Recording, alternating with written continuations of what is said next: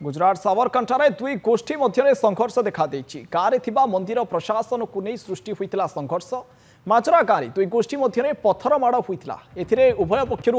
20 जन आहत होता जमापड़ी अनेक गाड़ी को लोके पोड़ी देइचंती कार एवं अनेक बाइक क्षतिग्रस्त होती मंदिर प्रशासन को नहीं दुई गोष्ठी मध्य बचसारू आरंभ हुई यह हिंसात्मक रूप नहीं एकाधिक कार और बाइक को भंगारुजा करिसेंती लोके स्थिति को देखि व्यापक पुलिस फोर्स मध्य मुतयन होइचंती गतकाली राति रे माजरा गाँव में दुई गोष्ठी मध्य पत्थर फिंगा एवं पोड़ाजला होइतिला गाँव प्राय 120 लोकों विरुद्ध में मामला रुजु करा जाइछि घटना 20 रु अधिक बाइक और 10 रु अधिक 4 चकिया गाड़ी मध्य क्षतिग्रस्त होइछि किछि घर को मध्य लोके भंगारुजा करिसेंती घटना रे एपर्यंत प्राय 20 जन को गिरफ्त करा जाई पचराउचरा चलीछि पूर्व शत्रुतारू ये गोष्ठी संघर्षर रूप नहीं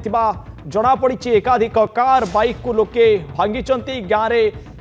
ये पोड़ाचला को दृष्टि रखी व्यापक पुलिस फोर्स मुतयन होती मामलें वर्तमान 20 जन को गिरफ्त करी पुलिस गुजरात साबरकांठारे दुई गोष्ठी मध्य ये संघर्षर सूत्रपात होता गाँव में जो मंदिर रही तार प्रशासन को नहीं सृष्टि होता संघर्ष माजरा गाँव में दुई गोष्ठी मध्य पत्थर माड़ होता परस्पर को ठेला पत्थर माड़ करते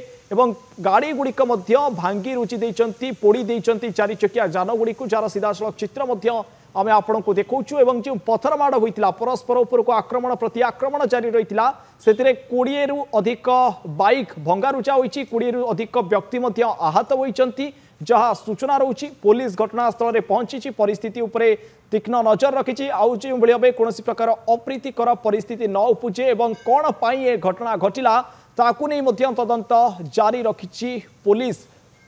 ये संपूर्ण सूचना वर्तमान सामना को आसूची मामलें 20 जन को गिरफ्त करा जाइछि गुजरात साबरकांठारे ये गोष्ठी संघर्षर चित्र वर्तमान सामना को आसूची गाँव में जो मंदिर रही से मंदिर प्रशासन को नहीं किसी बचसा होता एवं परे यह गोष्ठी संघर्षर रूप नहीं दुई गोष्ठी परस्पर को पत्थर माड़ करते झेलामाड़ करते पत्थर माड़ सहित जलापोड़ा होता घटनास्थल में बाइक एवं कार जो गुड़िक जानवाहन रही से सबू को पोड़ी जाली देते जो गोष्ठीर व्यक्ति माने रही 20 रु अधिक व्यक्ति आहत होती ढेला पत्थर माड़े ये चित्र देखिपे गाँव में पुलिस पहुंची परिस्थिति उपरे तीक्ष्ण नजर रखा जाइछि।